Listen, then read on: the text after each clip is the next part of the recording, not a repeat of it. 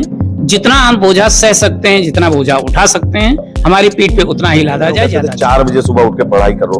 आपने कभी सुबह 4 बजे उठ के पढ़ाई की? 3 बजे उठ के पढ़ते थे। ओहो, ये किसने ऑर्डर किया? Software engineer. सॉफ्टवेयर। कभी मन नहीं हुआ कि हम YouTube पे कुछ देखें या उसी में हम बिजी रहें? सर होता था, लेकिन पढ़ाई को सोच के नहीं, थोड़ा कॉम्प्रोमाइज करना चाहिए। जो पढ़ना है उसको मतलब देखना चाहिए और मतलब अच्छी चीज़ों को देखना चाहिए।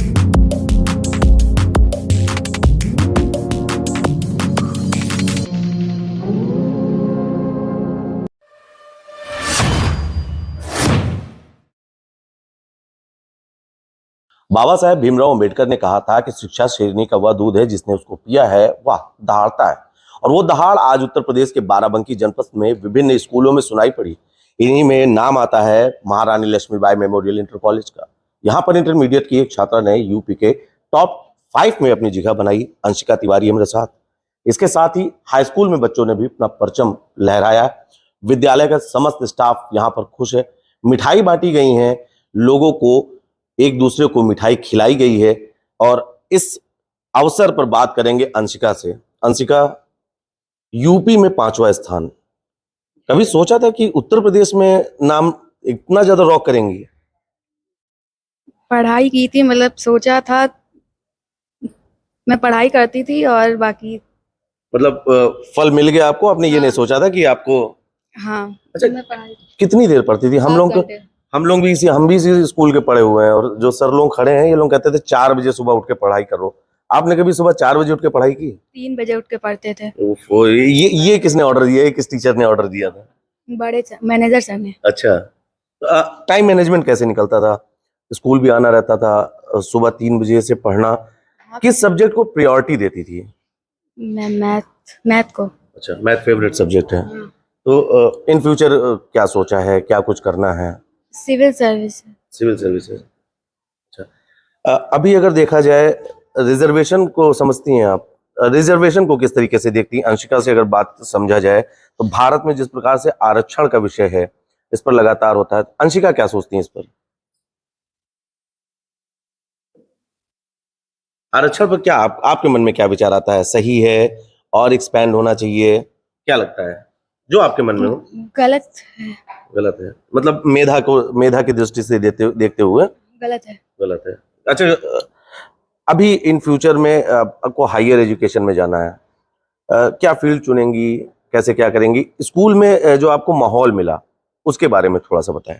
स्कूल में बहुत अच्छा माहौल मिला। हमारे मैनेजर सर, टीचर्स सभी बहुत अच्छे से हमें पढ़ाया, मतलब बहुत अच्छे से पढ़ाया। हर एक क्वेश्चन को बहुत अच्छी तरीके से समझाया, चाहे एक बार मतलब हर एक डाउट को क्लियर किया। मतलब जितनी भी बार आप पूछिए, हाँ, कोई समस्या नहीं होती? नहीं, कोई समस्या नहीं होती थी। अच्छा, भारत के तमाम स्टूडेंट्स आपको देख रहे हैं।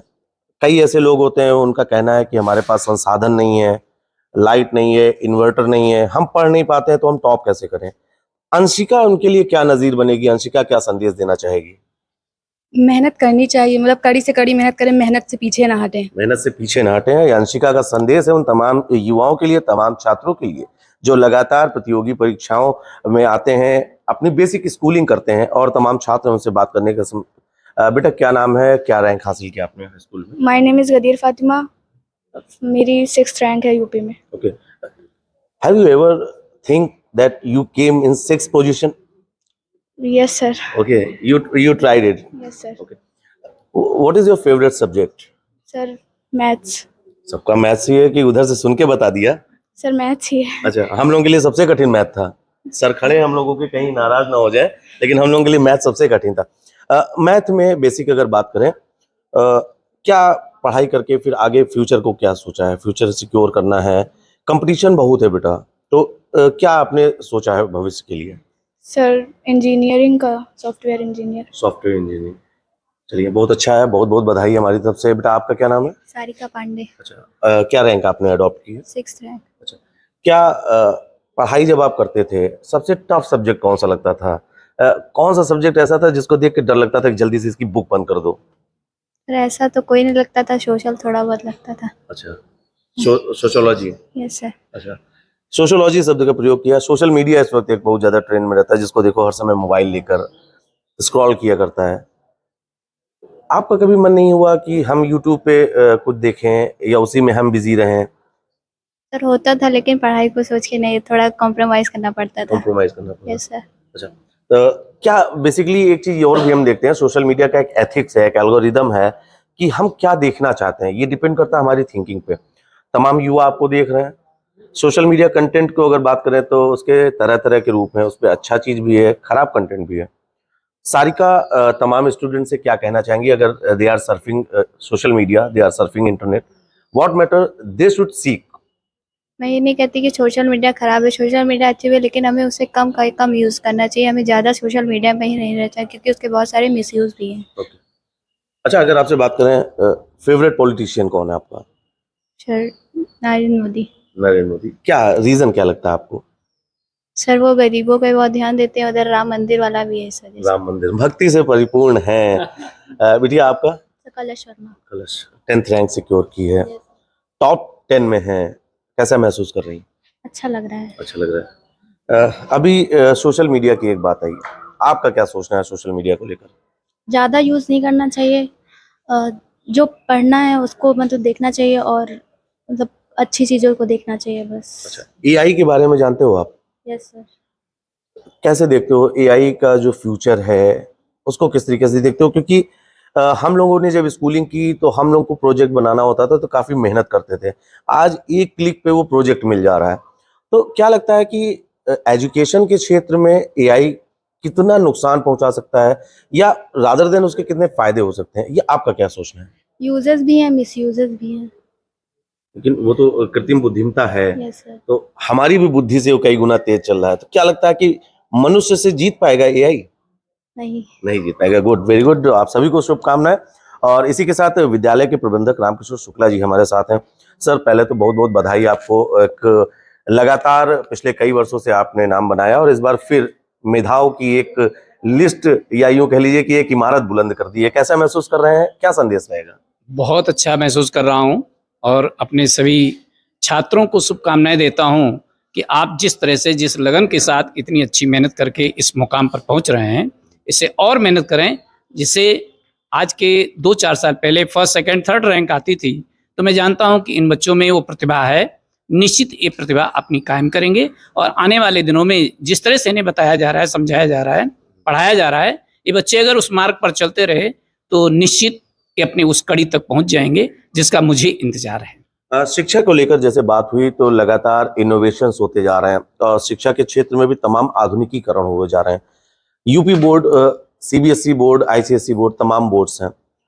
तो इस पारंपरिक शिक्षा में आधुनिकता का समावेश, इसको करने के लिए अगर एक बतौर प्रबंधक आपसे समझना चाहूँ तो क्या कुछ इनोवेशन, क्या कुछ नवाचार करने का प्रयास है? देखिए, शिक्षा में जैसे हमारे शिक्षा मंत्री जी, माननीय मुख्यमंत्री जी, ये कहते हैं कि सभी बोर्ड एक हैं।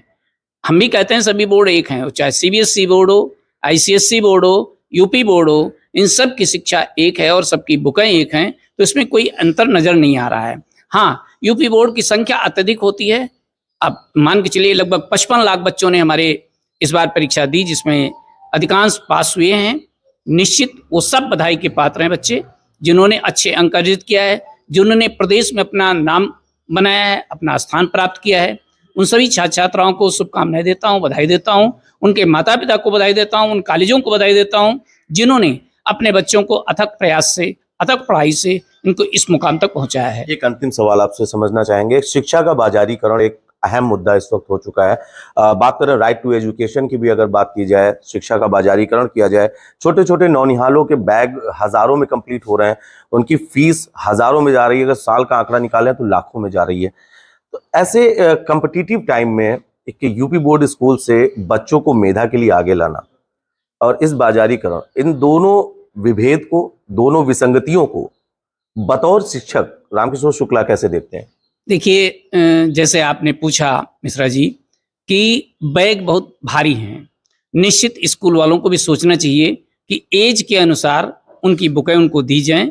जितना हम बोझा सह सकते हैं, जितना बोझा उठा सकते हैं, हमारी पीठ पे उतना ही लादा जाए, ज़्यादा अच्छा होगा। लिमिट से ज़्यादा अगर कोई चीज़ हो जाती है तो नुकसानदायक होती है। वो चाहे बच्चा हो, चाहे बड़ा हो, चाहे अध्यापक हो। हम 10 पीरियड पढ़ाते हैं, 10 पीरियड में 8 पीरियड हमारा अध्यापक पढ़ाता है, अगर 10 के 10 पीरियड देंगे तो उसका दिमाग संतुलित नहीं रहेगा।